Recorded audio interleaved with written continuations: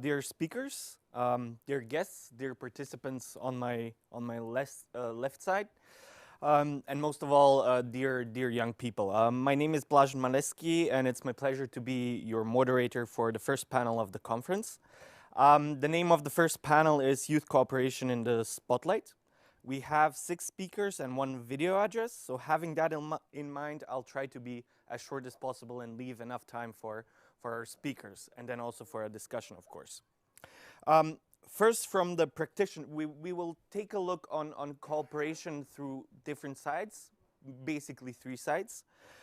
First and foremost from the practitioner side, or from the French-German youth offices, who for the past 57 years have been building cooperation between young people from France and Germany, and I have to say very successfully so.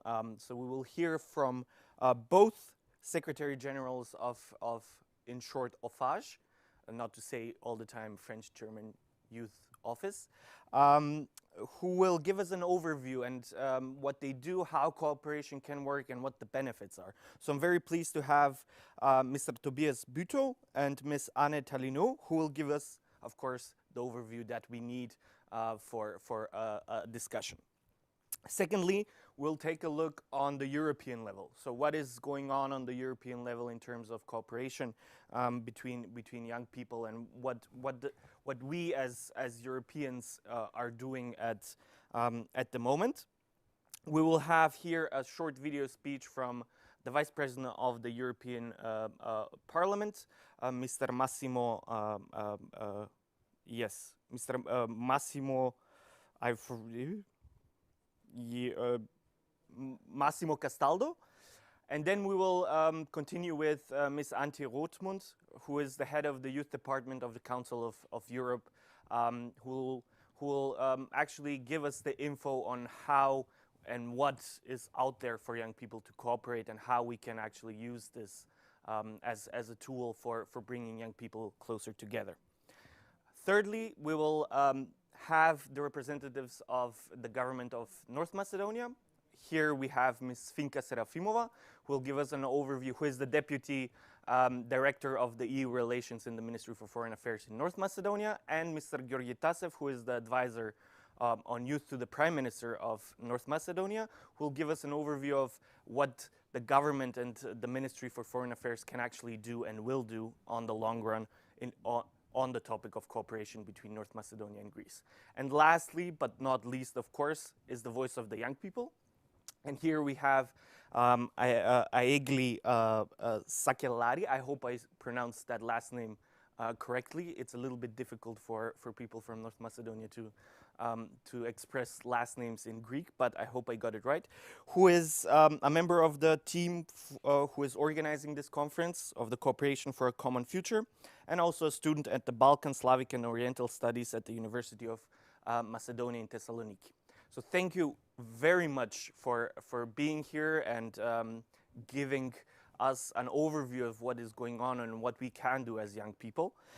So I would start firstly with the Secretary Generals of OFAGE. So I invite Mr. Tobias Bütow for your keynote speech. Please, the Zoom link is yours. I think I'm going to start. I'm Antalino, because we share the role, the floor with Tobias, and so I'm going to start and then give word to Tobias. So I am Anne Talino, General Secretary from the French-German Youth Office.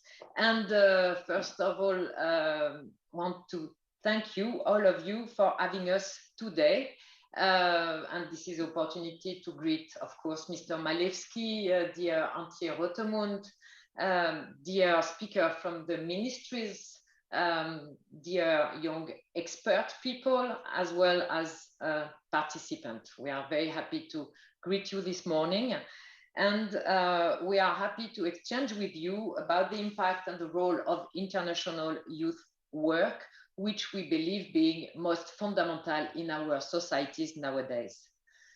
Today's Contact Making Conference is an important milestone in establishing of the bilateral youth office between the Republic of North Macedonia and Greece.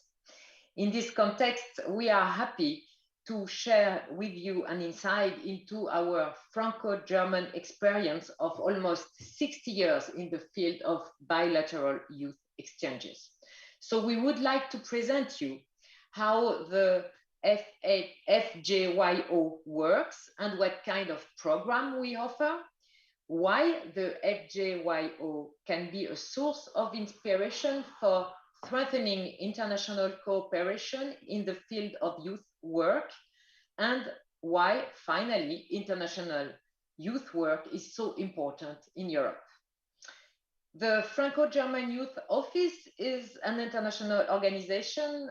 Maybe you know it, but maybe you don't know that it's been created in 1963, and it aims to foster and strengthen Franco-German relations via youth exchanges, create stability by helping young people to get to know each other and exchange on common interests.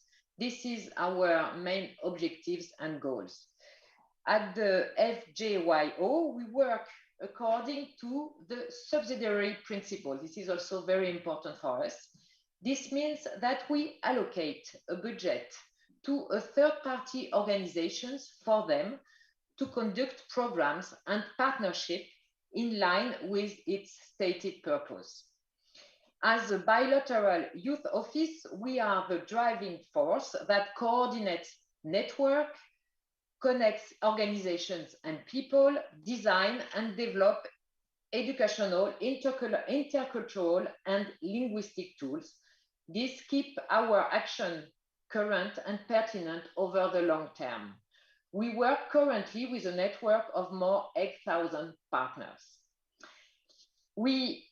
For our program, so we offer and support encounters on all kinds of topics so that as many young people as possible with different interests and backgrounds get in touch with each other. The projects are very diverse and include student exchange for secondary schools and university, language courses, twin towns and regional partnership, sport meetings, internship, and exchange in the field of career and seminar, as well as research grants.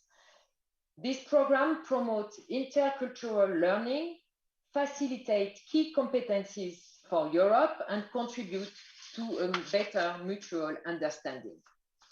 We are also very much committed to giving everyone the opportunity to take advantage of mobility regardless of his or her geographic origin or sociocultural background.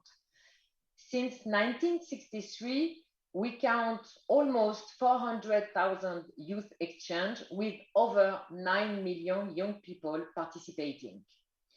Currently, more than 19%, I think also last year it was 20%, 19% of the participants are young people with what we called particular promotional requirements. Those young people less advantaged are very important to us, and we developed also a special strategy to be able to reach them as well. In our recent activity has been, and it is no surprise, pretty much affected by the pandemic. During the pandemic, and still now, international exchange and youth mobility came to a halt. Many projects have been cancelled due to COVID-19. Our partners have been obliged to think about digital alternatives, as well as this session today, and many projects had to be redesigned. Online projects and conferences were often and still are the only way to stay in touch. The FJYO supported them by providing numerous existing methods and tools. In close exchange with our partner, we also developed new formats and pedagogical material so that the young people can keep in touch despite contact restriction. It has been very important for us to be alongside with our partners, because situation is very difficult for our partners. But if we don't find them at the end of the pandemic, then we wouldn't be able to operate anymore. Although digital encounters cannot replace physical interaction, exchanging ideas online and discussing topics of common interest can nevertheless have an important impact. A good example for us has been the online conference Reboot Europe last July, when 100 young people from Germany, France, Albania, Bosnia and Herzegovina, Croatia, Kosovo, Montenegro, North Macedonia, and Serbia had the opportunity to discuss European topics, share ideas, and get in touch. The conference has been organized in the context of the 20th anniversary of the Southeast Initiative of the Franco-German Youth Office, and on the occasion of the German EU Council presidency. In their final declaration, the Young Europeans, they call themselves, they presented recommendations on 8 discussed topics. They highlight the importance of shared value, solidarities, and intercultural exchange in order to build a stronger Europe, and determine the necessity of enabling young people to be heard and make an impact in political and economic decision-making processes. For them, education should be at the heart of the European project, and intercultural trainings should be mandatory in school and university. Let us learn from them. In this context, international young exchange is one of the keys for deepening the relationship between Europeans. These thoughts, ideas, and concrete proposals have been and will be shared with prominent political representatives, such, for example, as the German Secretary of State for European Affairs, who attended the conference. Since the current situation is still very difficult for all of us, we want to support young people in their ideas, their commitment, and their development. Young people of the Western Balkans represent a talent pool for innovative ideas, but lack support to develop their full potential. This is why, for example, the FJYO and the group SOS Pulse created a project for young social entrepreneurs called RISE. By providing practical skills for entrepreneurship, intercultural training, and networking opportunity, we want to build the capacity of the entrepreneurial ecosystem and raise awareness on social entrepreneurship among young people in the Western Balkans. This project is scheduled for 3 years. This is, I think, a good example of the kind of project we've been working on lately. Furthermore, we want to support young people in their hopes and their enthusiasm for Europe. With our call for project, for example, this call is called Europe, now more than ever. We support bilateral and trilateral youth encounters on European themes and projects that can take place online, physically, or in a mixed format. As you may have noticed, some of our program and projects go beyond the bilateral Franco-German cooperation. In fact, 15% of our fundings are invested in trilateral programs. Since 1971, trilateral projects are mentioned in the FJYO's directive guidelines. This underlines the importance of the Franco-German cooperation for the European idea and understanding, as well as the idea of an integrative Europe. It also reinforces the intention of including other countries in the political discourse. Since 1990s, the FJYO thus open to other countries in order to share experience made in the field of reconciliation and promotion of mutual understanding by interconnecting youth. After the fall of the Berlin Wall, the relations with the Central sorry, excuse me, sorry. Relations with Central Eastern Europe were strengthened from 1991 onwards to accompany this country in their transition processes, reinforce civil society and youth, as well as to support the integration process into the EU. From 2000 on, following the Yugoslavian wars, exchange with Southern Europe increased in order to encourage dialogue among young people in the region. Also to arise their awareness for a common European future and to support international and regional youth work. Since then, it's about 1,000 projects with 12,000 people that took place in cooperation with partners from Southeastern Europe. I now leave the floor to my partner, Tobias. Merci beaucoup, Anne. So the ball is now flying from Paris to Berlin. Hello to everybody, ladies and gentlemen, an honor also for me speaking to you today here at this very special occasion. And in the light what Antalino has just said, I would also like to share with you actually what's the context of French-German of the French-German process of rapprochement, of exchange, of friendship, of cooperation, that might be also a source of inspiration for other ways how to establish actually bilateral or multilateral youth work. So what's the essence actually more or less after 60 years of OFAGE or of DFJW as we say in German? It's trust, it's solidarity, it's seeing, trying to see and seeing the world with the eyes of the other and not following, so to say, an ego-focused agenda. So 60 years after the Élysée Treaty, we have now, in between France and Germany, kids and grandchildren that have been born into French-German families. We have a whole milieu that's called the Franco-Allemand, the German-French, the French-German. So let's say our hearts are beating not only for one country, but for two in a European sense. OFAGE DFJW has been inspired by so many different actors in the sphere of international and European youth work. And we tried also over the last decades to contribute in our way, in a bilateral, trilateral way, to the development of practical educational tools for intercultural youth encounters, peaceful dialogue among different societies, among also different milieus in different societies, because of course, not every French and not every German is, so to say, part of the same milieu, logically.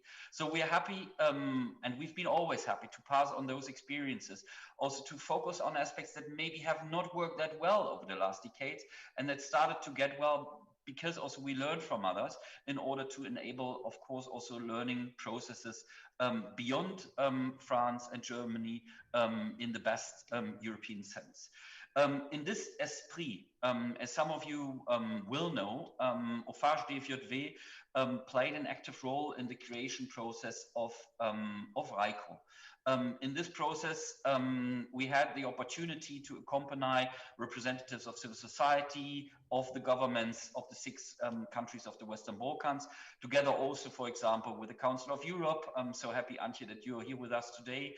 And we must also admit that there have been new developments, luckily, where OFAGE can even learn from RICO today. So, for example, at RICO, we have the co-management principle, very much inspired by the Council of Europe, and youth has a very strong voice in the decision-making bodies of RICO. This is very impressive also for us because we have the privilege to being a member in RICO's advisory board.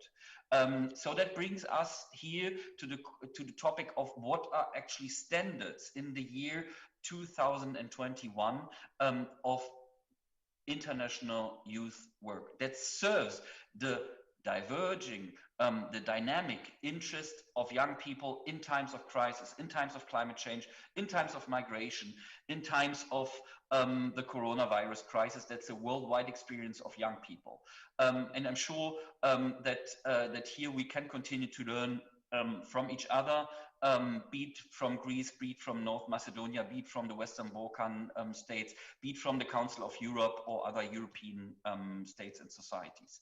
Of course, every, let's call it mechanism, every instrument, every body, every network of bringing young people together has to take into consideration regional requirements and challenges, as well as the specific situations and the needs the different young people, the different target groups, so to say, are facing in the respective countries. So that's, for example, why RICO, which is a regional body, part of the Berlin process, as you know, works differently, for example, as OFAGE, as DFJW, has a different focus and is not a copy of existing youth offices.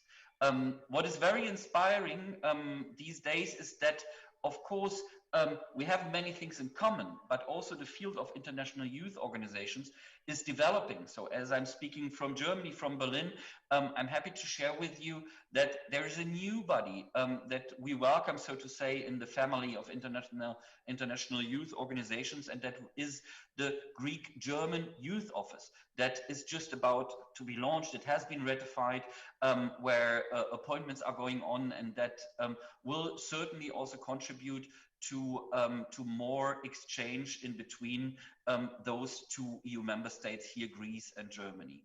And maybe from a German perspective, and also because I'm a historian by origin, let me share with you one reflection. Why do we have actually in Germany not only the German-French Youth Office, not only the German-Greek Youth Office now, but we also have for more than 30 years now. This year is the jubilee, so to say, of the German-Polish Treaty and also the Weimar Triangle, a German-Polish Youth Office. And why do we discuss in Germany also a German-Israeli Youth Office in times of Europeanization? It's very much related to the Second World War and related to history.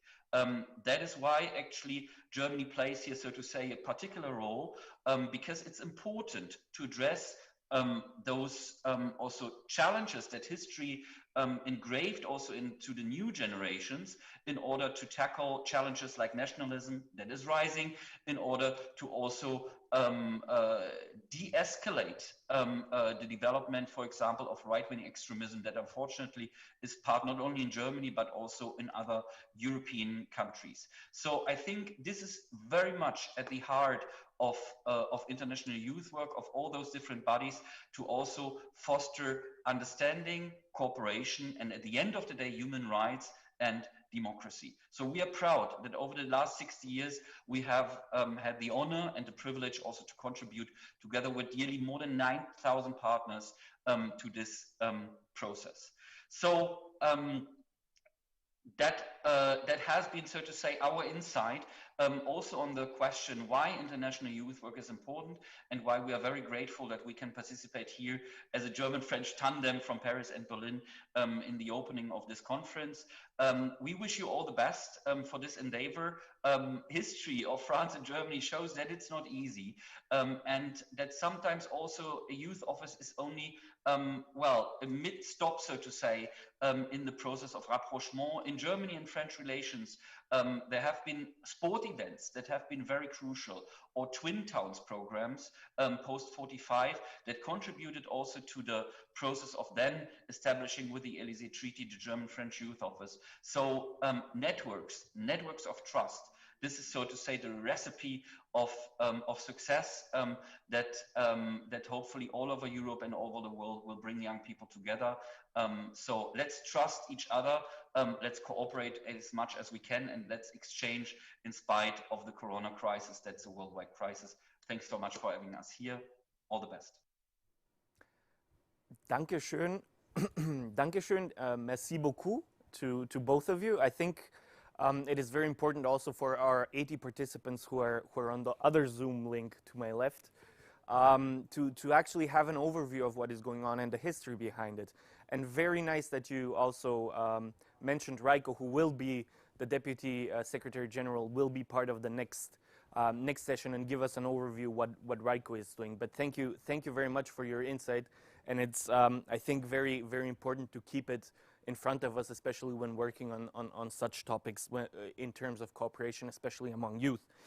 But I would also maybe add something that one participant, Alexandros Pavlou, I hope I pronounced the last name right, wrote, many difficulties for sure, but if the spirit of the founders was strong, then all of the difficulties can be passed. And I think this is a great note also in the year 2021, when we are basically on Zoom meetings and cannot have physical contact, but we can overcome the difficulties that we have. So having your opinion is very important. But now we switch a little bit to the European perspective. And here I would ask the team here behind me, everybody thinks I'm alone here, but there's a whole team of people, and thank you very much for your great work, who are doing an excellent job, to play the video of Massimo Castaldo, the Vice President of the European Parliament. Dear colleagues and honorable guests, first of all, I would like to thank the Youth Alliance Kruševo for the much welcome invitation of today and to extend my appreciation to Friedrich Herbert Foundation for the exceptional work behind this event and this project, and all the guests who will take part in the debate today. Unfortunately, I cannot be present to follow what I'm sure it is going to be an extremely fruitful discussion. But however, I am delighted to have been given the opportunity to address you with my personal contribution to this conversation, because I strongly believe in the idea and the people behind this project. With the Prespa agreement, Athens and Skopje have together written a new page for our common EU future. A new page that sets an example of reconciliation for Europe as a whole, and that represents a further boost to the European perspective of the region. In this process, civil society played an essential and constructive role in supporting democratic processes. Thanks to this agreement and the development of a stronger and stronger bilateral dialogue and initiatives, the climate in which civil society organizations operate has continued to improve. And the long-term initiative and joint effort behind this project, Hellenic North Macedonia bilateral offices for youth cooperation, aim to foster and to create bilateral offices for youth cooperation between North Macedonia and Greece, is definitely an exceptional example of such efforts from civil society, and I've been following their work closely. The project stems indeed from the implementation of the Prespa agreement, with the idea that a bottom-up process gives more credence to the voices of citizens, especially the youth. While we look forward to the next procedural steps leading towards the full implementation of the agreement, this contact-making conference represents an excellent opportunity to identify grounds for potential cooperation and to foster a dialogue across the generational and ideological lines that still divide our shared European space. This space is needed more than ever, as the European Union accession process is a long and a complex path. While it offers opportunities for advancing the fields of judiciary, human rights, education, and various other areas of policy, such also an environment, that relate to most aspects of a country's legal and administrative system, however, many of these processes are out of touch with the general public.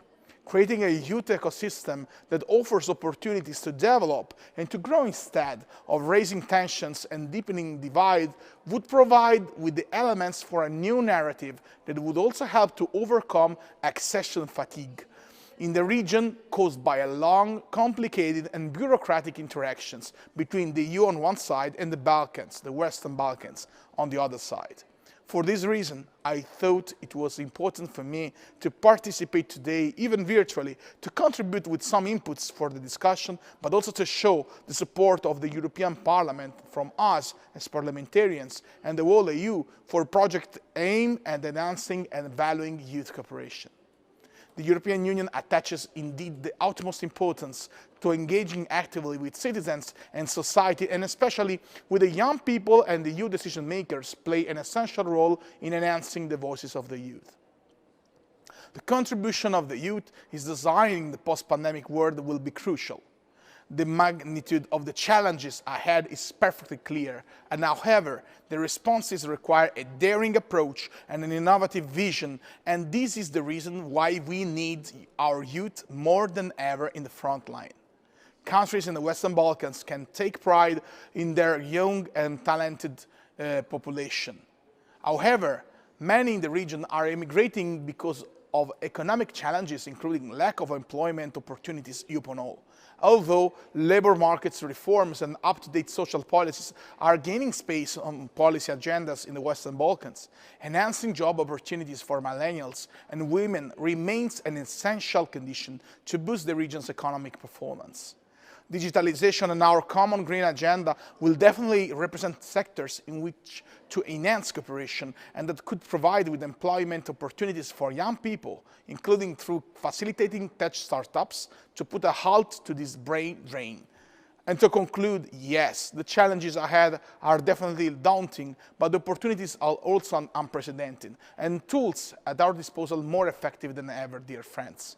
The European Union, and specifically members of the European Parliament, need to be a strong ally for civil society in our neighbour countries, supporting the efforts of the youth and backing them with substantial financial perspective to foster their initiative.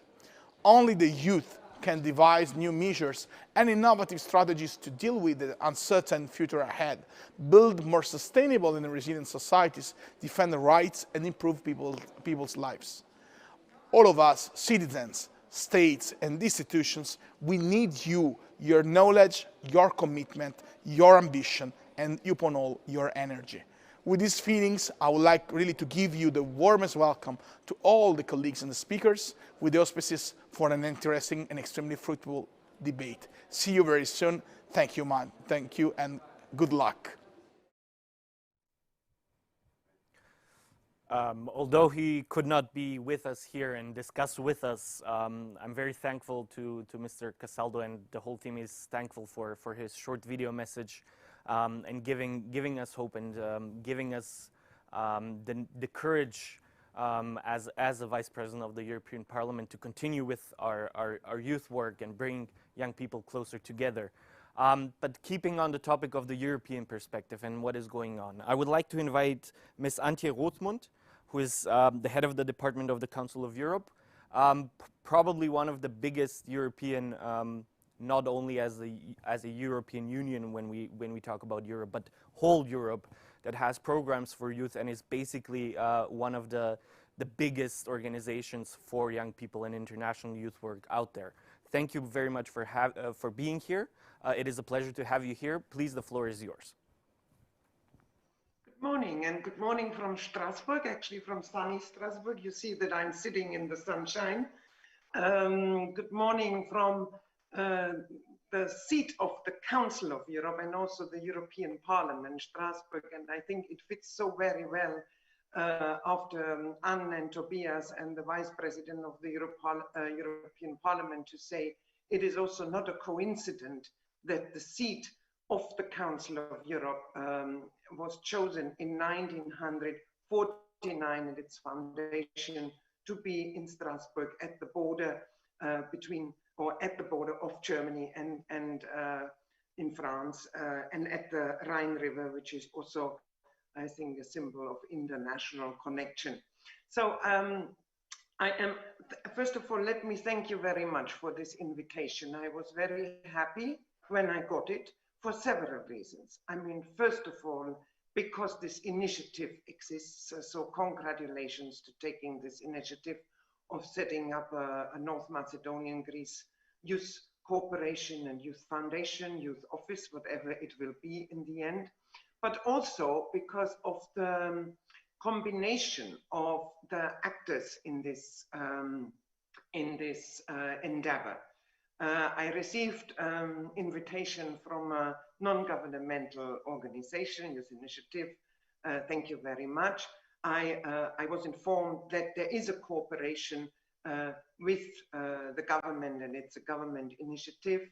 And it's so good to see here the advisor of the Prime Minister's Office on Youth, because to have a special advisor on youth in the office of the Prime Minister is also much more than an administrative detail. It shows that a government gives actually importance to youth issues. And to have the Ministry of Foreign Affairs here is another support to this endeavor, which is, of course, extremely important when it comes to international cooperation. I'd like to say a couple of words of the Council of Europe as such, just to avoid misunderstandings. We are not the European Union. The Council of Europe is actually the oldest political intergovernmental organization in Europe. We were set up in 1949 as an organization to protect peace in Europe through the promotion of human rights, democracy, and rule of law. And both your countries are member of our organization, which has today 47 member states. So we are basically embracing most of the European continent. Greece became a member of the Council of Europe already in 1949. It was not a founding member, but a couple of months after the foundation in May, Greece joined in August, and North Macedonia became the 38th member state of the Council of Europe in 1995. So North Macedonia last year celebrated actually the silver wedding with our organization. And I'm really happy that two of our member states want to venture in an important youth cooperation project. The Council of Europe is most known, of course, for its European Court on Human Rights, but it's also very much known, particularly in our field, for its work in the field of youth policy, promoting youth work, and also promoting youth research through our different instruments. The European Youth Foundation, which, by the way, was inspired by the Franco-German Youth Office and set up in 1972. The European Youth Centers in Strasbourg and Budapest, which are capacity building places where actually also many young people, youth workers, and youth policy makers from Macedonia, North Macedonia, and Greece have participated in our trainings, in our networking, in our activities. So you have already quite a number of people that have been trained through our systems and can hopefully also participate in making this North Macedonian Greek Youth Office a success. And then, of course, it has been mentioned before, youth participation is written in big letters in the Council of Europe, not least because of our co-management structure, which is in fact a co-decision making governance structure, which we promote also through our youth policies, through to our member states. And it was also taken into account when RICO was created. And we are also sitting in the advisory board of RICO, at least so far. I don't know whether we will be invited again in the future. So this few words about what instruments we are working with, and one of the most important instruments of the Council of Europe is, of course, its intergovernmental cooperation. Intergovernmental cooperation means that the line ministries, the ministries of the member states that are in charge of youth issues do work on promoting common youth policy standards. And both countries are actually represented in what we call the European Steering Committee on Youth. So I think this would also be a very important platform for dialogue between Greece and North Macedonia in the field of youth. The same exists, of course, on the level of foreign affairs, which is more obvious. And through our Committee of Ministers, North Macedonia and Greece have also adopted our youth strategy for the next 10 years, which includes very important elements that might be very important also for your work that is ahead of you. Well, I think it's not a secret if I tell you that we are very much in favor of international youth cooperation. And we think that this is a very important contribution to the promotion of human rights and democracy in Europe. We know that human rights and democracy cannot be protected by legal measures alone, and that we need something which we call enabling factors, enabling democracy through actually citizens that are informed and are involved and are committed to promote human rights and democracy. And young people are a very, very important force in this promotion of these values. So in our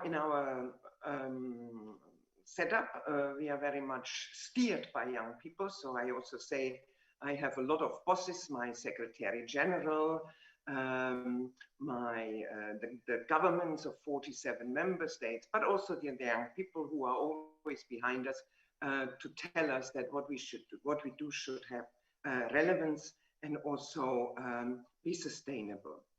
International youth cooperation can do a lot of things. It can open opportunities, horizons, it can create friendships, it can also break isolation, particularly for young people from a disadvantaged background.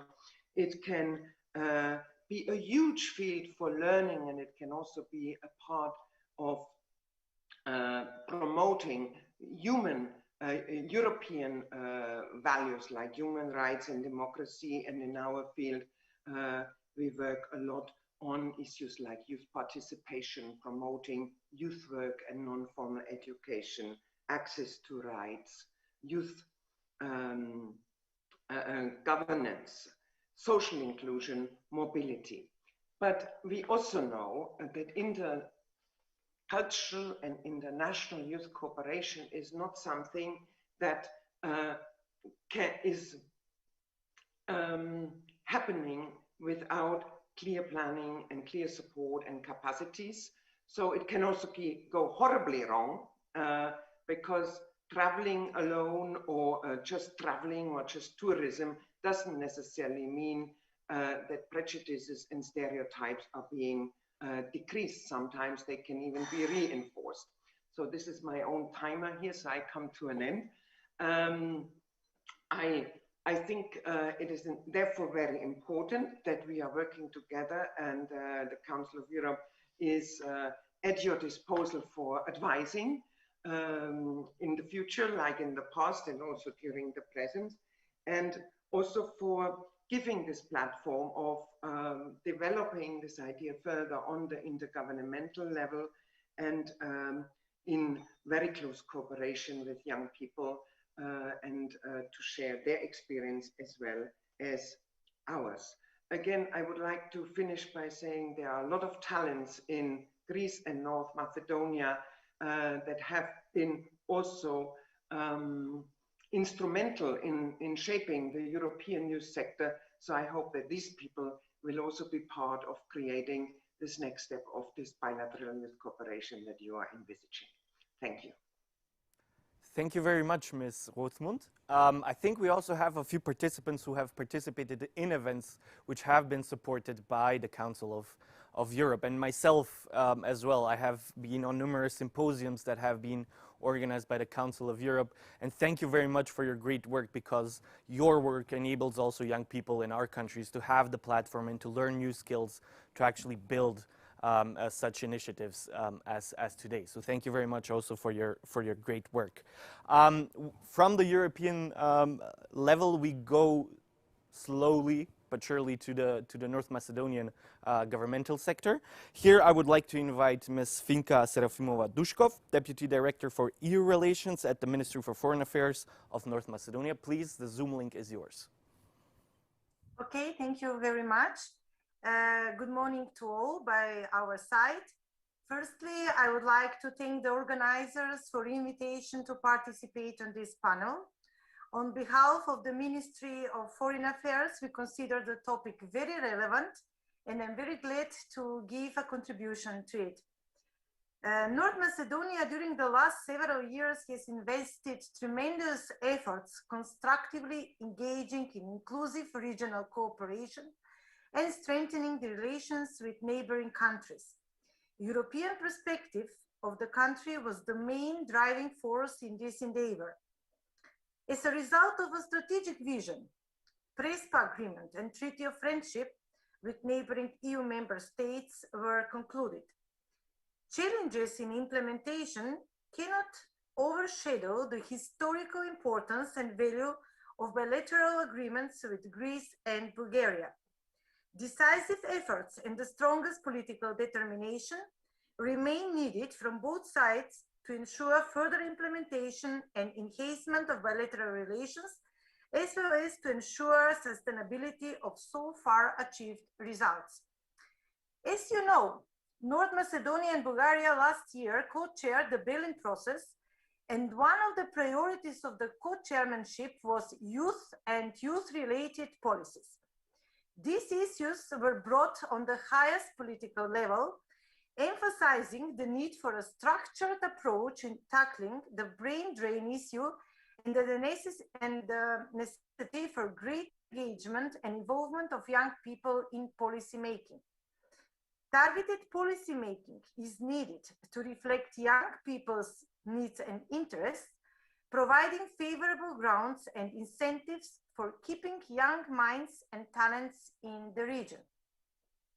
In this context, the work of RICO has been commended and underscored that the organization is important regional stakeholder promoting educational, cultural, and other positive relevant exchanges, as well as reconciliation and good neighborly relations. People-to-people connectivity is a key confidence building factor for enhanced regional cooperation and good neighborly relations. In this context, we have to put special focus on youth and youth cooperation. Very often, while discussing high political issues and processes, we forget perhaps the most important component without which closer integration and enhanced regional cooperation won't be possible at all. Fortunately, youth issues gained in priority in the EU. The European Commission last year announced the agenda for the Western Balkans on innovation, research, education, culture, youth, and sport, so-called Innovation Agenda for Western Balkans. It should serve as a comprehensive in terms of strategy for cooperation in these fields in Western Balkans. In addition to this, the new instrument was announced called Youth Guarantee, which should be implemented by Western Balkans governments in line with the EU Youth Guarantee. In the past period, the policy of the Ministry of Foreign Affairs is to have an open dialogue with civil society organizations and youth organizations. We launched the practice of regular debates and roundtables. Despite the constraints caused by the pandemic, we make efforts to keep this dialogue alive. In this regards, I would like to mention that we have signed memorandum of cooperation between the Ministry of Foreign Affairs and the Youth Alliance Kruševo, aimed at realizing the idea of establishment of youth cooperation between North Macedonia and Greece. In this context, we are very happy to witness the process of establishment of bilateral youth offices of cooperation between North Macedonia and Greece. I would like to use this opportunity to share one information with you. Ministry of Foreign Affairs was engaged in drafting of strategic document as a preparatory phase of programming of the next IPA 3 instrument. For the first time, the space was provided for collecting ideas aimed at fostering good neighborly relations. Among others, we put as activity establishment of North Macedonia Greece Youth Office based on German Franco model. We sincerely hope that this idea will successfully result in a concrete project in the coming years. In conclusion, I would like once again voice the support of the Ministry of Foreign Affairs in all your endeavors, and we have open doors for continuation of our dialogue and finding solutions to assist you in your projects. Thank you. Thank you very much, Ms. Serafimova. I think this is also great news to hear that also with the new instrument from the European Union to foster the enlargement process, to have actual opportunities for young people to implement and to give their voice to such important issues. And I think this is something very important. But also thank you for the openness of the ministry to discuss such ideas. It's not always easy. I can understand the political side of it. It always takes a lot of political will to implement such agreements. And but what is important for us is, as young people, to have the opportunity to meet and to actually get to know each other, to have different exchange programs. And this is something that is very hopeful, and it gives us hope as young people that we can move forward together. And now we move on to the advisor to the Prime Minister, Mr. Georgi Tasev, who has been a great friend to youth organizations in the past years, ever since his appointment. Thank you very much for your contribution in the past years, and the floor is yours. Thank you, Blažen. Hi to everyone. First of all, I would like to thank the hosts, Biljana, Tosha, and Nelia, and the Youth Alliance for inviting me to be a speaker at this panel and to talk about youth cooperation participation, both also nationally and on a regional level. Our commitment as government institutions are young people, youth organizations, and other form of youth organization to be included in decision-making process at the same table together with the institutions, and all together to create policies, activities, and initiatives in order to improve the status of the young people in society, guided by the maxim that the young people know what is best for them. Our work with Youth Alliance is a perfect example for cooperation in supporting each other, for creating better society for young people. The whole process of cooperation can move forward only through a clear political commitment and goals of the government. Decision makers, as government, as other institutions, need to recognize the value and the potential of the regional cooperation, and that support is crucial. The whole system of institutions must provide, besides political, also must provide financial support, but they must be independent from whatever influences there are. In order to encourage youth cooperation, there must be freedom of speech, debate, free expression, but also we need to promote tolerance for different ideas and views that the young people have. Young people are the creators and drivers of change in societies, and only they, through the support of the government, will contribute to improve relations and enhance cooperation with the region and the Balkan. The initiative to open bilateral youth offices between North Macedonia and Greece is a significant step forward to increase cooperation and friendship between young people from both countries. And because of the Prespa agreement, all barriers and any obstacles have been removed, and a modern European path for cooperation and trust is being created. All this will significantly contribute to increase cooperation and friendship, and overcoming this negative perception and stereotypes from the past that result from the long absence of information and non-cooperation between the young people from Greece and North Macedonia. Many young people, through this initiative for the first time, will have the opportunity to socialize with their peers and directly testify they share common interests, common visions, and common problems. And all this will allow us to enter a new era where we are building bridges instead of walls. With our policies aiming at friendship, peace, cooperation, progress, reconciliation, we want to send a message to all young people in the region that Balkan is a place for growth, where we can use our own potential and build a society based on youth needs, our needs. We, together with all our friends from Greece, Bulgaria, Serbia, Albania want to build a society where differences are our biggest strength and where European perspectives are our biggest responsibility. Unfortunately, pandemic crisis has not spared young people from its impact. Online education, employment challenges, disrupted socialization, limited freedom of movement are just some of the challenges we face in this time of pandemic. Online communication now is our reality, our cooperation, but young people definitely need to move, have more space, build new bridges of friendships and new opportunities that will mean progress for all. Uh, in fact, it's the young people who started, made, and are making the changes not only in North Macedonia but only in the Balkan. And such they want to move forward towards building society on youth's need. We, as the government, together with our friend country Greece, must remain committed to the vision of the youth and support them in every aspect. Their ambitions to share new ideas are added value on the road to European perspective, and we must keep including the youth in decision making and at the same table together with the institutions and all together to create policies, activities, and initiatives in order to improve their status.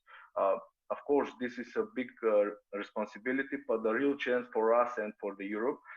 This is one real great example. Member state of the EU and candidate country of the EU membership can unite and work together in the interest of the region and young people.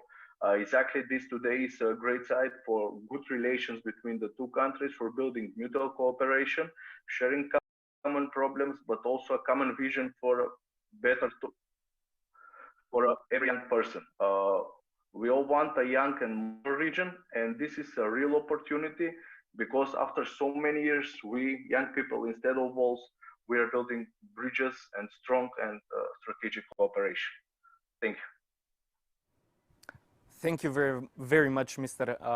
Tasev, and it's very encouraging to hear your words as a representative of the government in actually supporting young people in what they're doing and their initiatives as well, which are channelized basically through youth organizations in a variety of forms. So thank you very much for your efforts and support and encouraging words. And as I said at the beginning.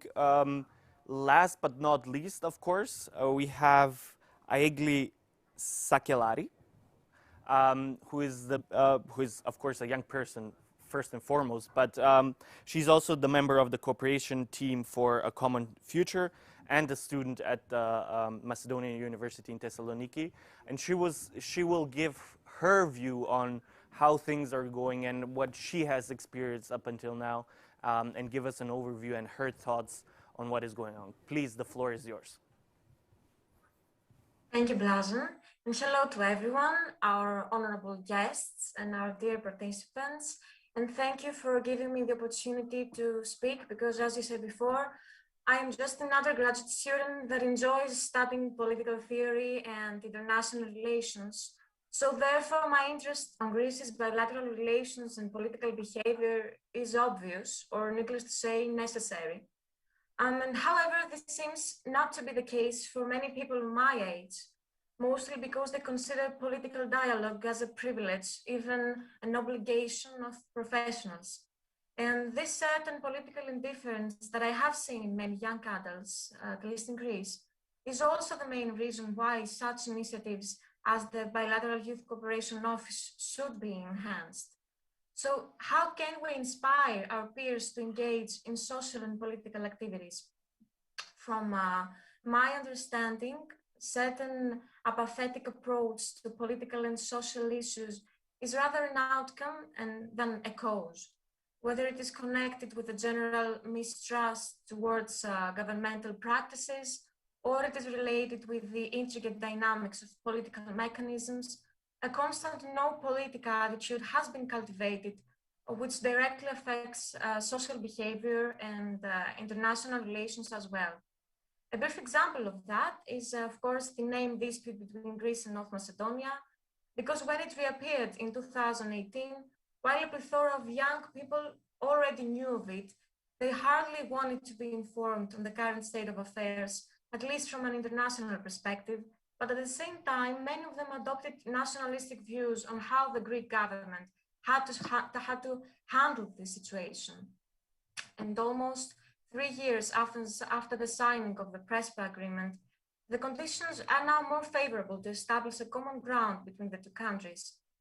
In the past few months, I had the opportunity to become a member of the Bilateral Youth Cooperation Office that was formed as a joint initiative with Youth Alliance Crucible. And our common interest was to bring young people from the two countries together, mostly through cultural exchange.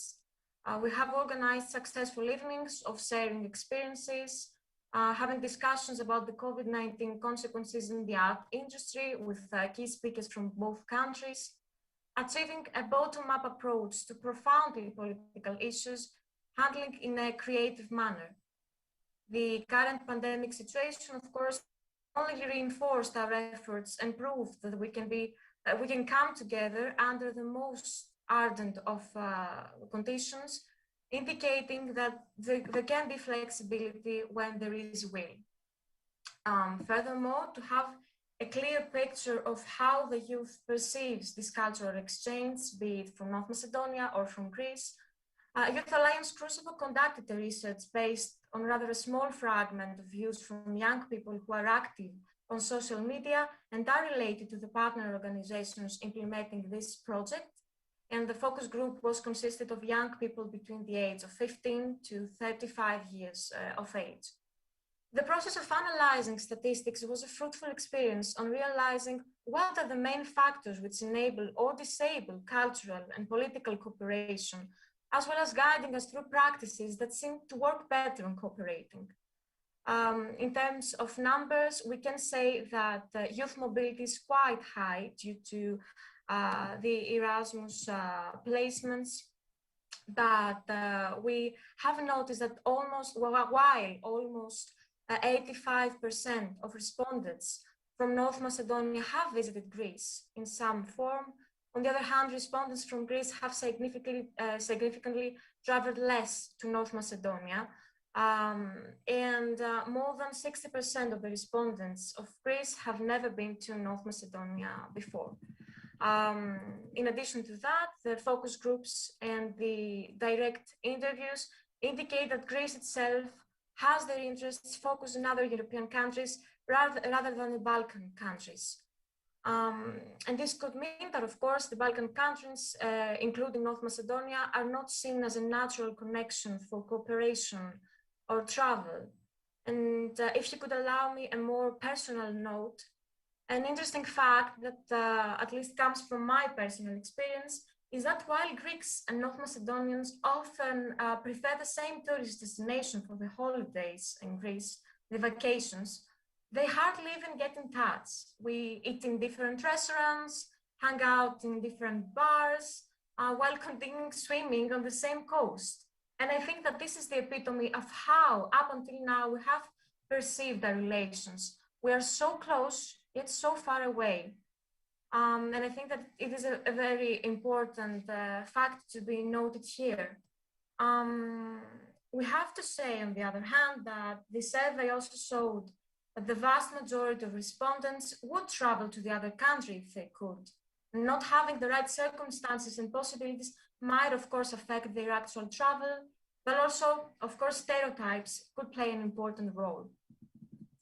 From the focus groups, we also learn that once young people from both countries have a chance to meet, there is the opportunity of rising of new relations, rising new friendships, and also, last but not least, concerning the nature of political mechanisms and the role of sustaining communication between the two countries, we have come to the conclusion that respondents from North Macedonia believe that the governments should take more responsibilities, but only 38% of Greek respondents believe that this should be the case.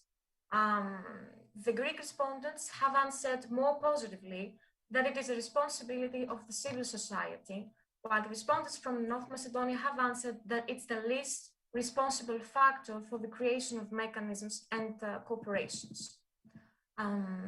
Lastly, for my summary, I have to say that while grassroots initiatives and NGOs do a respected amount of promoting bilateral and international relations, the need for a stable political environment that adopts this sense of international community is crucial.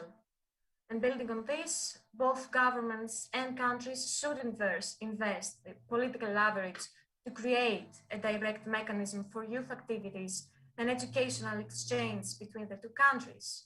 This might be the first step to achieve political or civil engagement, preventing future generations from inheriting nationalistic attitudes that were once and are still popular in both countries.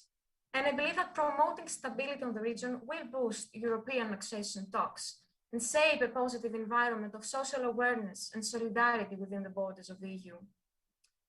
To conclude, I think that we are hopeful and very glad to be given an opportunity which allows us to raise our voice and dream of a future of unity, justice, and change.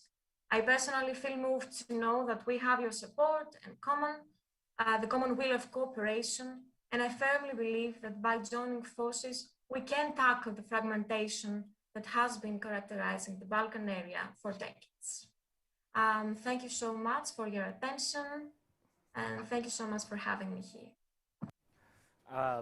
Thank you very much, Igli. Applause. I don't think it can be transferred through Zoom as positively, but I see Antje waving the hands, which is also a great sign of applause. Thank you very much for your insight and the figures that you've mentioned. It is clear that we as young people from North Macedonia come to Greece for holidays, but we don't interact, we don't build relationships, and we don't have the right tools to actually meet each other and talk in a constructive way. The other way around, young people from from Greece don't even have the opportunity to come to North Macedonia as much. So this is something that we have to build on, especially on bridging the gap between young people from both sides and bringing them together. I've seen a lot of comments in the chat box from the participants list. We will get to the questions and answers session right here.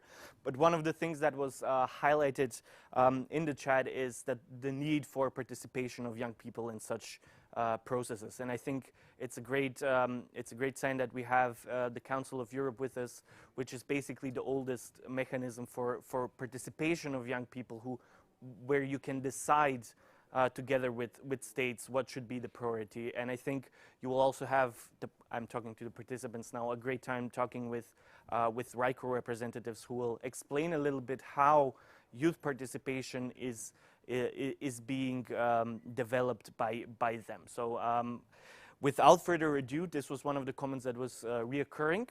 I would like to go to the people who have raised a hand. And first we have Mr. Ioannis Kotsakoulafis. I hope I pronounced it right. You did, thank you.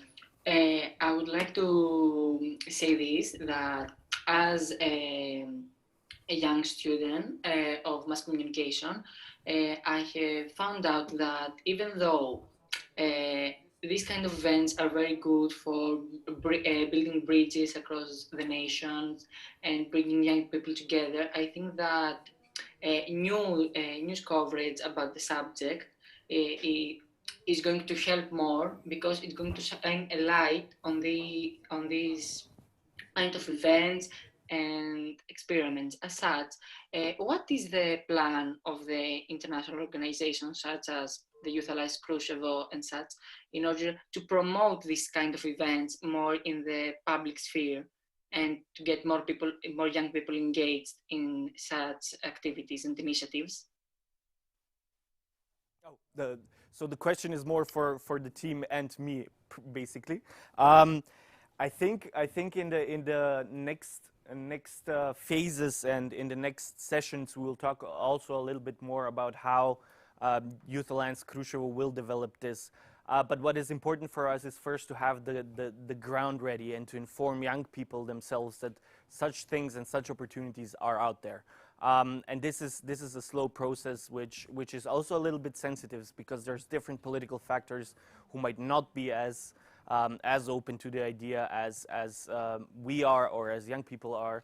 So in that sense, we're not going everywhere with the idea, but trying to facilitate the discussions between the young people themselves and the governments and try to form the best way possible. But I think the other team members in the other sessions will be much more clearer on this and their approach in the way that we communicate this this initiative. I see a raised hand also from Vesna Cvetanoska, who are basically our hub in Ohrid, a town in southwest Macedonia, North Macedonia. Vesna, I don't think we have you on microphone. I see your raised hand, but you have not turned on your microphone. It's not even muted, you just didn't apply. Aha, Ohrid Hub Inclusia. Maybe you want to, yeah, please, Vesna. Can you hear us? Yes. First of all, on behalf of the Association for Multicultural Integration, Inclusia from Ohrid, I would like to thank the Youth Council, the Youth Alliance of Krushevo for allowing us to be part of this very significant digital event. It is very important for us to be here and to form part of this, since we have been in communication with the organizers since the very beginning in January 2020.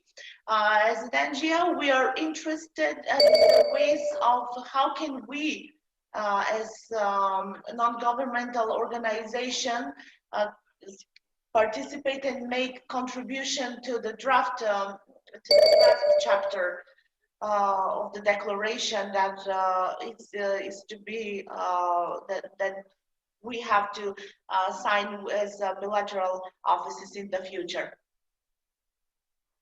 How can we be part of the process as foreign collaborators, and what are the steps we should fulfill in order to be part of the future procedures? Thank you very much, Vesna from the Ohrid Hub. This is a great question, and I think what is most important for organizations, and especially youth organizations, is to be active and to be in communication together with the Youth Alliance Krushevo team, who will facilitate further on the process and discussions about how such bilateral youth cooperation offices should look like, what should be the programs that there are. So I'm pretty sure that in the next steps and in the months to come, we will have a lot of discussions, especially on local level and in the region that you come from, which is very important because it's a border region as well. How to include everybody into this process and how to have the right programs, right ideas build upon inside of such an institution. And this will be, I think, the next steps that also Youth Alliance Krushevo will undertake and invite you to participate in such activities. So I'm very sure of that. Thank you very much for your comment and question. Next we have Nikos Bak. I cannot pronounce his last name. I will try once again. Bakirtsis. Yes. Okay. Yeah. Nikos Bakirtsis. Yeah, it's right. Great. Thank you very much. I would like to thank and congratulate the speakers. My question is to the secretaries of the Franco-German Youth Office. I would just like to ask them to to tell us a little more. What are the basic ingredients and what do we need in order to establish like bilateral youth offices, like between Greece and North Macedonia, just like they did between Greece and between Germany and France. Greece just started, has established a German-Greek youth office, and do they have any advice for us young people in order to become as successful as them? Thank you.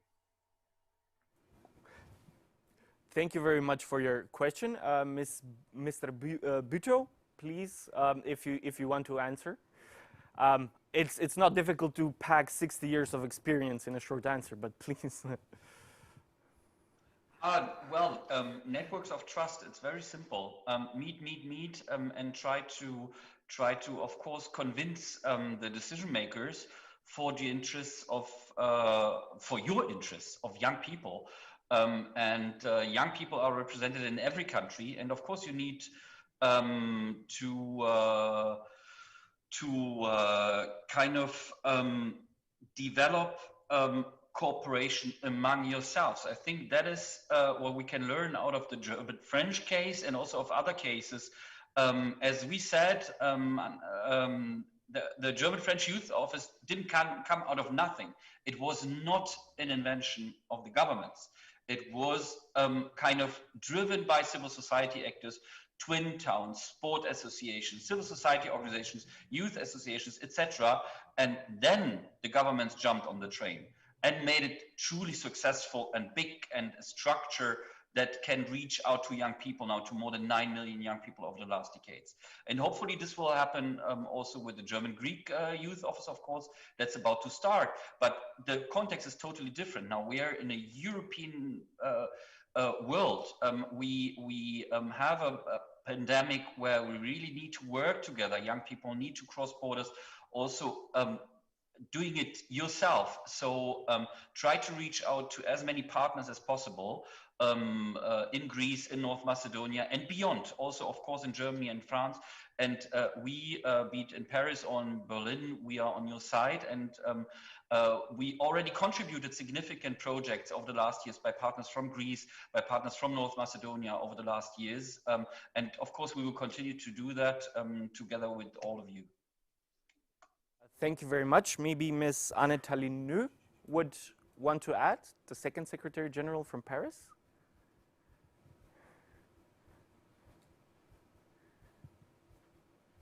Oh, I'm sorry for being a little slow. Yeah, I think I couldn't put it better in words than what Tobias yet said to it. Work, exchange, try to build networks and maintaining links with young people, with the partner, with the civil society. As we are working on a double flow from top to bottom, but for above all, bottom to top.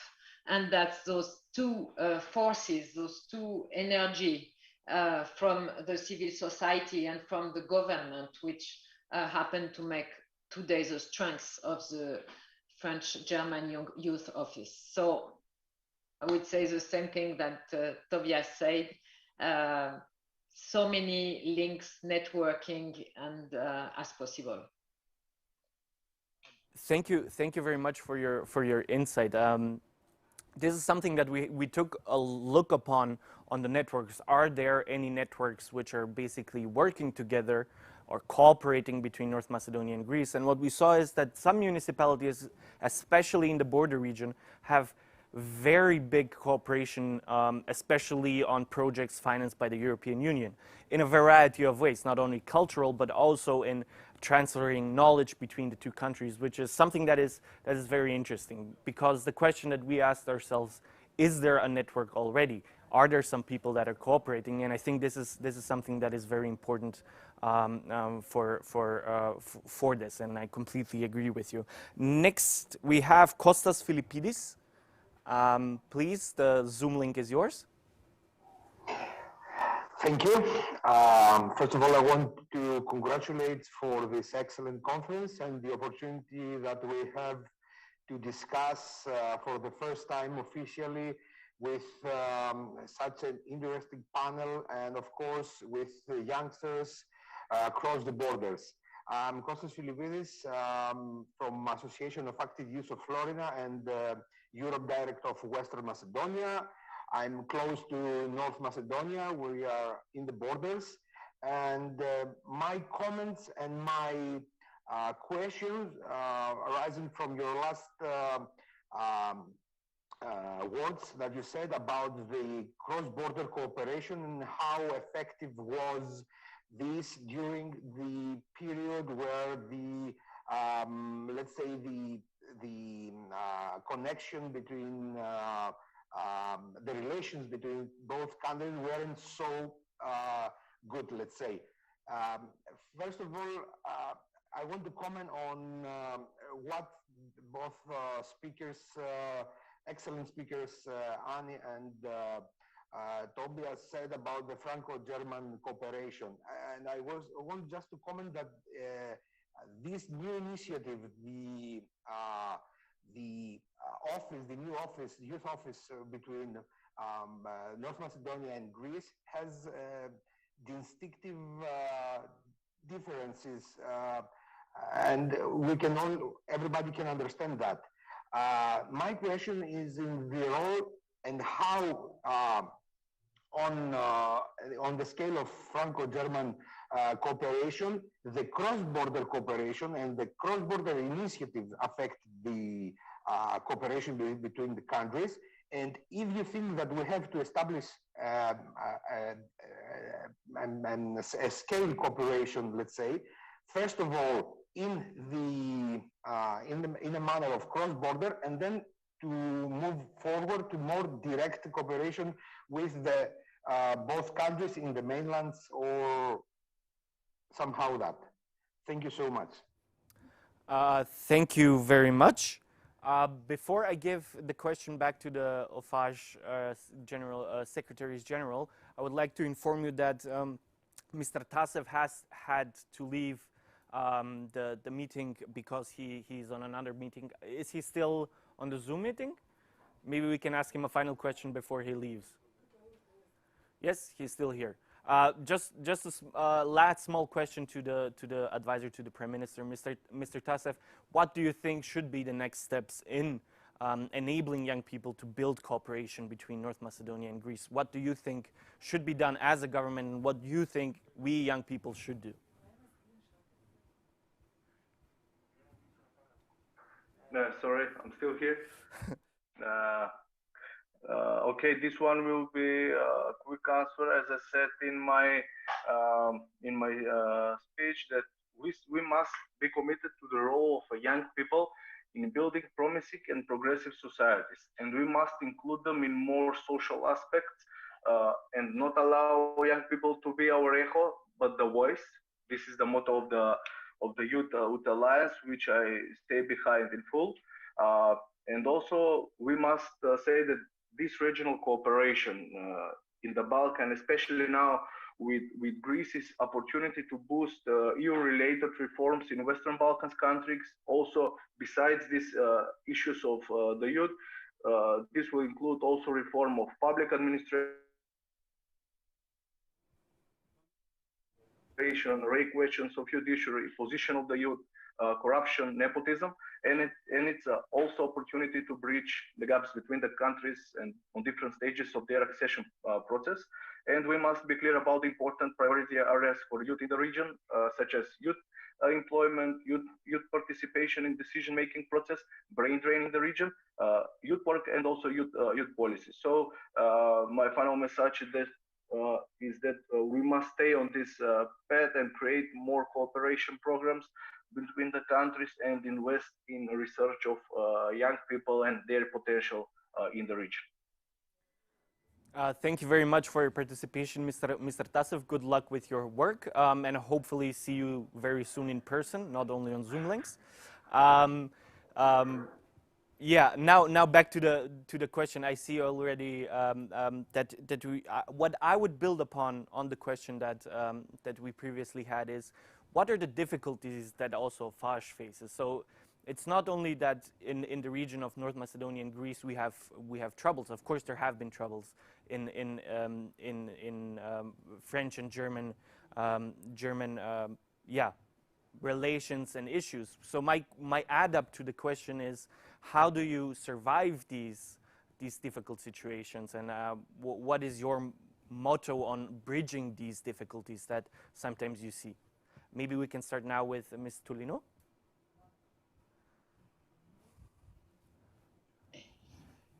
Thank you. Well, thank you for summarizing the question, because I couldn't hear very well, so I wasn't so sure that I could understand the question. What kind of difficulties do we have to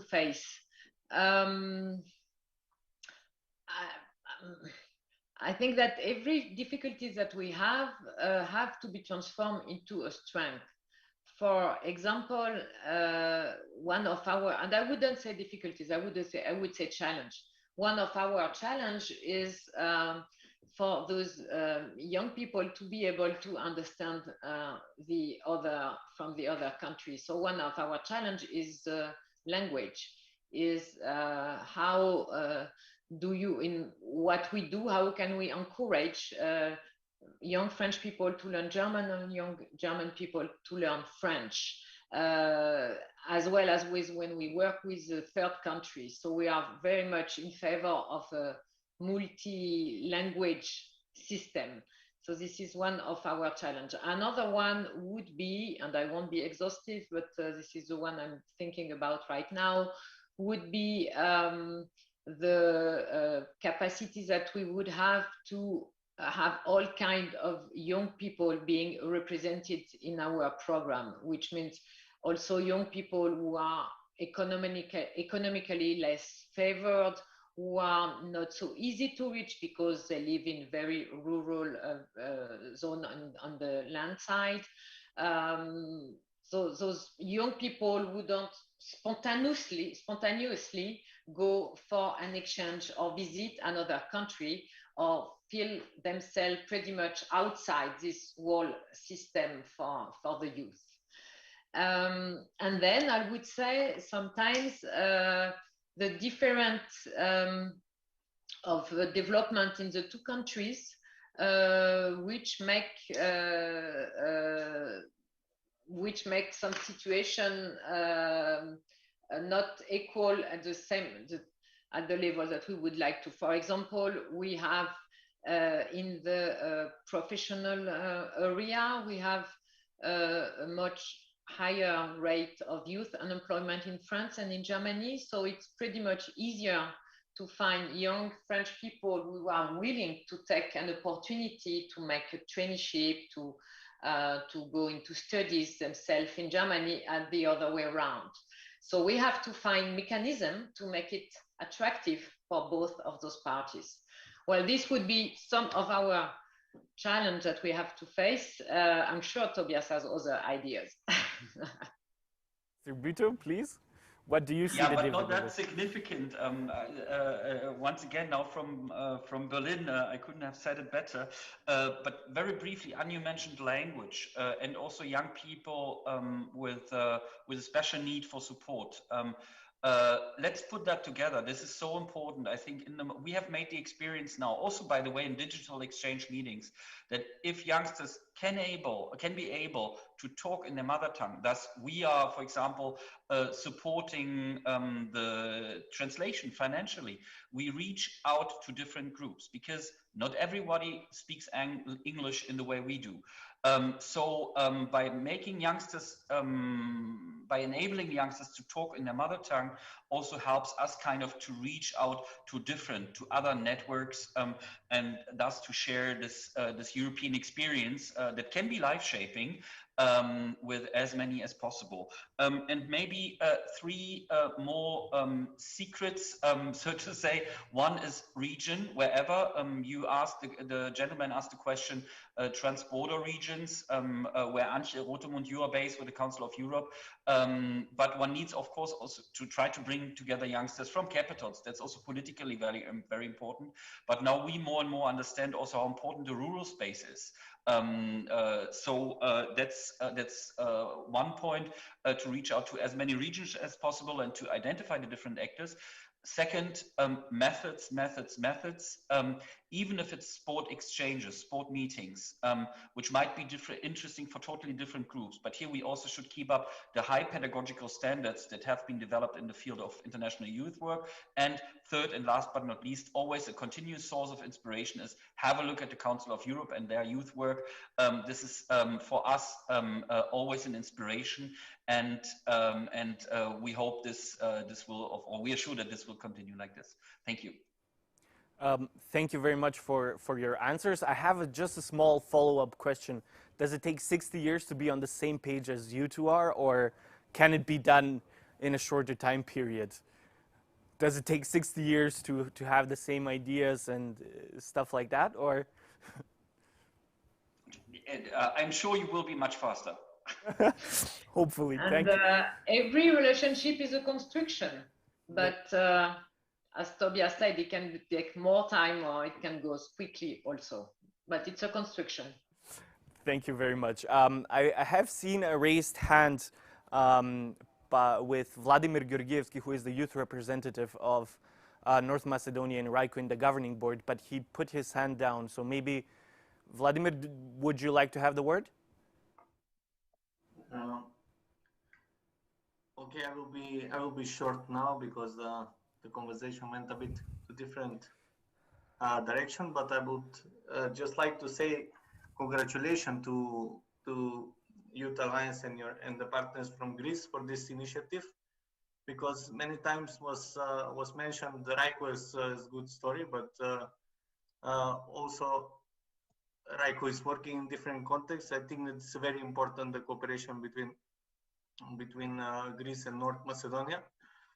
Many times in RICO we have this challenge of the time, I would say, because when we were comparing a lot and working with our partners from AFASH and Franco-German Youth Office, we were seeing the work directly there as youth representatives, and many times our discussion between us as youth representatives is and the secretariat, the ones who are implementing and the ones who are talking about the strategic direction, is how we can speed up the processes, because we know that the migration in the Balkans is very high, but these processes takes a lot of time.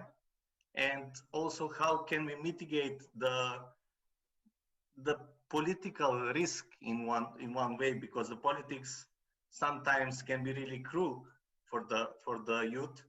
I mean, we are talking about cooperation here, but we know that in the Balkans sometimes that political structures are not in favor of the cooperation, but more still nationalism is used a lot in the especially before elections for the political parties. And that was my general question: how we can mitigate that risks, and how the, let's say, the European Union, how we can use the mechanism to speed up the processes, because in the end, if the youth don't see the future here, because let's say Europe is far, and opening the borders and cooperation, sometimes it might look very difficult. That now North Macedonia is facing different, I would say, unexpected difficulty with our other neighbor, Bulgaria. So it is challenge. This is so great to have programs and cooperation, but many youth, for them it's not the only thing. Thank you. Thank you very much, Vladimir. Thank you also for your contribution as a volunteer to be the youth representative in the governing board of RICO. I saw a raised hand with one of our speakers, Ms. Serafimovska, please. Serafimova, yes. Thank you. Actually, I wanted firstly to comment on the previous question regarding the cross-border cooperation. Yes, during all these years, we have this practice of implementing of cross-border cooperation with Greece. Even they functioned well, even in the time when we had the name dispute. The programs were mostly focused on border municipalities, projects related to the cultural cooperation, social development, economic activity in the region. But now I'm really inspired to hear all these voices and proposals. And I think that since we are entering in the new phase of programming of all these EU-funded projects, among them also the classical cross-border cooperation programs, maybe we could also put special as a special priority youth cooperation. This could be proposal by the governmental institutions who are dealing with this, and also by the side of the Ministry of Foreign Affairs, what we could do in our capacity. We are working on the opening of, together with the Greek side, on the opening of the border crossing called Markova Noga. So all these activities could also help in this in building these bridges and circulating and exchanges. Thank you. This is very important.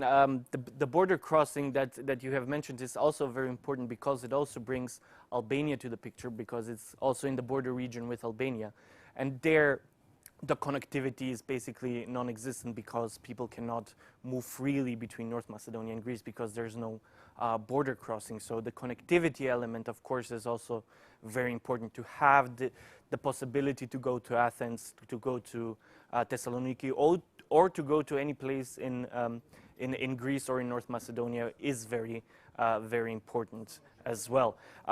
There are no raised hands at the moment, but there has been a discussion a lot about in the chat among the youth participants about the co-management system, and I see Antje, you raised the hand. Please, the floor is yours before I come back to a question about participation. Thank you very much. And it's not about co-management yet. I can speak about later. I'd like to add also a couple of elements to what has been said in the question session so far. So, I mean, first of all, every journey starts with the first step.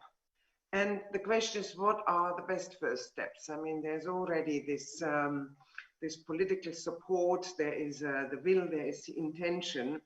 And our experiences, and you know, as the Council of Europe, we work a lot also in mediating between member states that are facing any kind of problems. So it would be for me very important to offer again also the multilateral context of the Council of Europe to probably move the debate on the national level, both on the Ministry of Foreign Affairs level and on the level of the Ministry in charge of youth, because what we know from national political arrangements is that there are also hierarchies between the different ministries in the national context. And I am sure what Mrs. Serafimova just said, if the Ministry of Foreign Affairs would put this youth cooperation in the priorities, that would give a huge push to it and also help the ministries in charge of youth to follow up. Then on the question about the role of the youth organizations and the civil society, our experience is that it's the NGOs, it's the civil societies, it's the people who pave the way. And they really can, and you can do it as youth organizations, and you can do it as NGOs, paving the way to state facts and create facts which prove that it is possible. Because what you will hear very often is that it is not possible, and because it's not possible, nobody wants it. But you can state facts with your projects that you are initiating, and show that it is possible. And for that, I would like to really offer a very concrete help to the youth organizations that are involved in that project, namely the pilot projects of the European Youth Foundation, which give financial support to youth initiatives in our priorities. And one of the priorities is, of course, peaceful societies and innovation. And you can ask for up to 15,000 euro, and you don't have to be a big mechanism to do that. It's also for small organizations. So if you have a youth organization in Kruševo, for example, and one in Thessaloniki who want to do something together, go ahead and apply for the Youth Foundation money, because that should be helpful for that. And that would create the examples of good practice that we need. And another sort of important force that paves the way, and it has been mentioned by previous speakers, is of course the local and the regional authorities, because very often, even if things turn out to be difficult on national level, it might be more practical and more direct on local and regional level. So it would be important also to address yourself to the local and regional authorities who want to cooperate. And we also know that when you want to feel Europe, and you want to feel Europe at its best, then you have to go to the border regions. I live here in France, Germany, Spain, Switzerland, sorry, and we have one airport for the three countries. Can you imagine? So you arrive with a plane and it says France this way, Switzerland this way, Germany this way. It's fantastic. And if this would go away, people would feel very sad. And when we had now the closing of the Schengen borders during the pandemic, people felt what Europe gives to them, because we missed it very much, crossing over to Germany from France, like if we would go to the neighboring town here in Strasbourg. So it was a good lesson also on that border regions are also a driving force of European cooperation. Perfect. Thank you very much. I would also jump into maybe Egli, you would want to add something. We had a lot of questions, a lot of talk. Maybe you want to add something on the topics discussed? Well, I would say that firstly, about the youngsters and how can they participate, of course, it is a personal investment to feel the need to promote bilateral and international relations. But for me, we have to also focus on our already established common grounds, be it our culture, our passion for discussing certain matters. I think that we can achieve a lot of our targets by firstly hearing and speaking to people from our countries and seeing what do they want to say, how do they want to achieve a dialogue. Because of course, I think that the main part of the NGOs or of such initiatives, such as our bilateral office, have to do with, first of all, hearing what society has to say about some issues, social and politically. Perfect. Thank you very much for your opinion. I think since there are no raised hands from the participants list, as I can see, maybe we will end this session here. Maybe on some final thoughts and maybe questions from my side. So in terms of the Secretary Generals of OFAGE, one of the questions that might be around here and that are discussed in the chat is there a possibility for OFAGE to actually support the creation and be a mentor in such cases of creation of bilateral youth cooperation offices between North Macedonia and Greece? We have been in talk a lot, especially with your office, and thanks very much to them. But is there a possibility for OFAGE to be an official mentor of such initiatives as such? It's an excellent question, and it's not for this reason that unfortunately I need to inform you that I have to leave this very moment. But Anne will stay with you. But maybe Anne, I start by answering this pertinent question. OFAGE is, as we've been in the last weeks, and we also have discussed already with some of your colleagues in Podgorica and Montenegro last year, just before the pandemic started, your wonderful idea.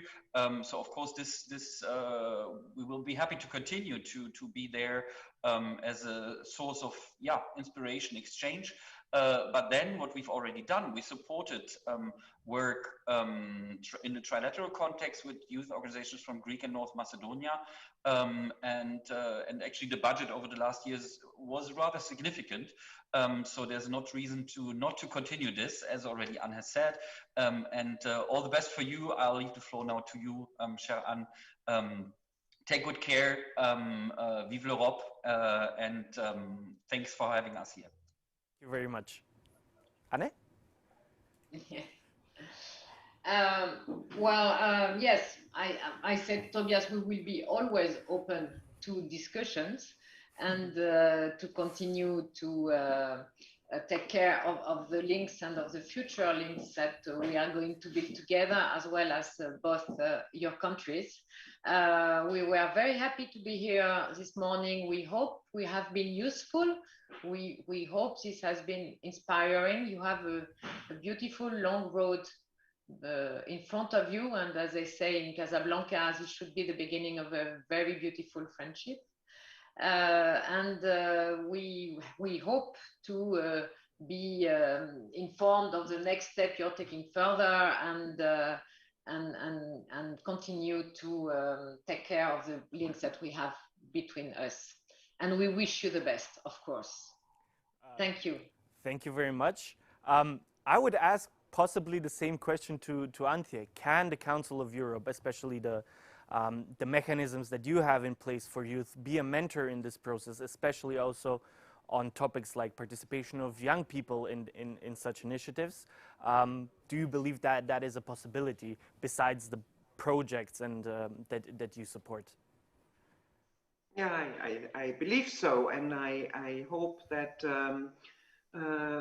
it will be also very visible in the work that you have ahead of you, that a lot of the, let's say, the philosophy, the framework, the experience is also produced within the Council of Europe context of crowdsourcing, and we are bringing together the knowledge and the experience from all our member states, from the different non-governmental and intergovernmental and governmental partners, and the standards that come out of this youth policy standards certainly should help in the definition of this cooperation as well.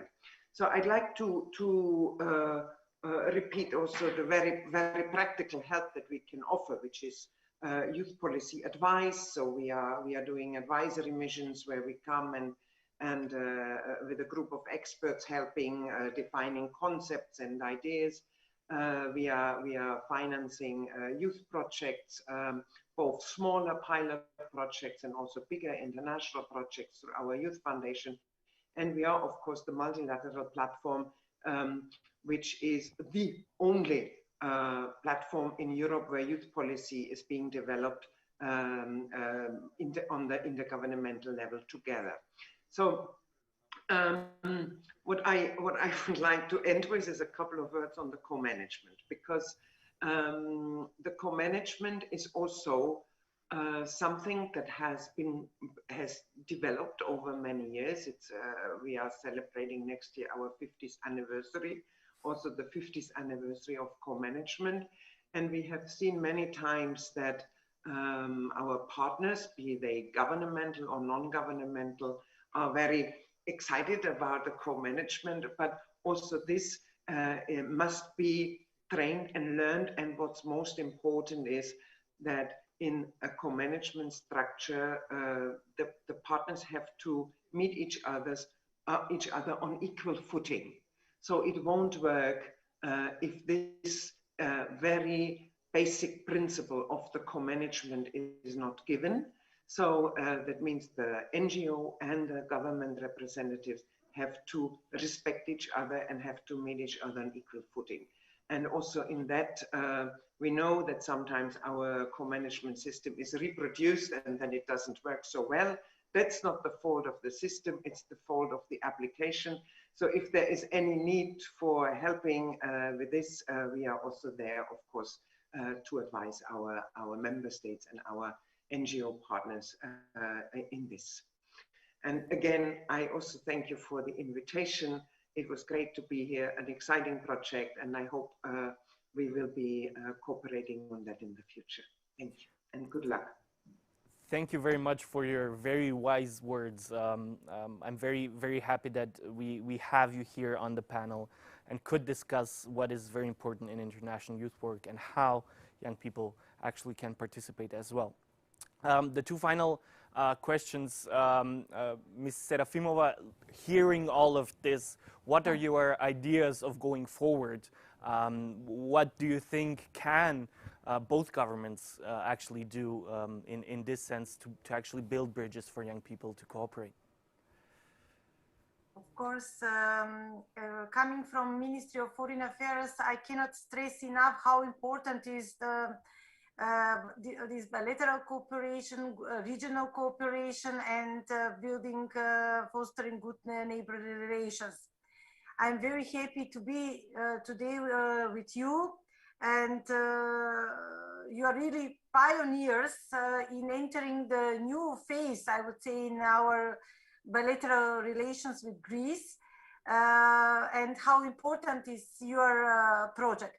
By our side, I can assure you that we will fully support this, and we continue supporting all these endeavors, and we are on your side, and really we will try to involve you and in all programming activities and future projects, either funded by the EU itself or by our national budgets. So our door is open to you, and as I said, we could continue with our dialogue. We are here for you and on your side. Thank you. Thank you very much, and thank you for being with us and sharing your views and the message of the Ministry for Foreign Affairs as well. Now we come to Egli. Egli, we heard that basically we can count on the mentorship of the Franco-German youth offices.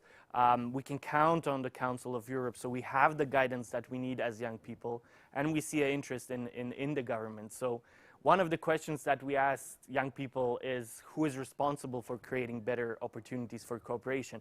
And one of the most answered was from both sides was we young people ourselves. So what do you think? What can we do as young people with the mentorship that we already presented at the moment? Yeah, well, first of all, I would like to thank the co-speakers for inspiring and setting the ground of cooperation between youth organizations and official instruments, be it from the European Union or our countries separately. Well, I have to agree with most of people who believe that the change comes from us, and I think that our main target as youth organizations is to set the ground and the framework for inspiring people and inspiring citizens of both of those countries to think otherwise, to feel that they want to be inspired and that hope is not lost for our Balkan relationships, as some think of it. If I have to be more specific on some issues and on how can we manage and tackle them, of course, I believe that with the proper cooperation and will, and of course, credibility from certain official institutions, we can achieve a lot. We can achieve a lot of things. Be it by organizing small events, by presenting ourselves in the public sphere so as to be heard, really. I think that people, and especially the youth, have to know that they can be heard through those projects and those initiatives that are allowing them to express their feelings, their views, and open a dialogue that it is fruitful for our cooperation and for creating stability to the area, really. So I believe that, this is our main target as youth organizations, and it is very inspiring to know that we can achieve it with the aid and assistance of official instruments and institutions as well. Perfect. Thank you. Thank you very much for your great insight and your great words. We are at the end of this panel. We have a second panel later on today. I would like to really say thank you to all of our speakers that we had today. It was a truly my pleasure to moderate you in some ways. I'm very sorry if I misspoke some last names. It's really difficult for me to remember in multiple languages last names, so it's not always easy to remember them. But thank you from the bottom of my heart, and also from the team for having you here and talk to the participants that we have with us today, and pick the brains and see what we can do together. I would like to end the session now with the announcement that we have another session later on today. At 16:30 p.m. we have another session called Civil Society Actions, A Pathway to New Hope, where we will have civil society representatives together with representatives of RICO and young people, of course, who will debate what civil society can do and what is the pathway that civil society can lay. And Egli put it very perfectly in saying that it's up to us and civil society to channel this voice of young people in pathways to cooperation. Thank you all very much for the participation and the great questions from the participants. See you a little bit later, and hopefully have a good lunch.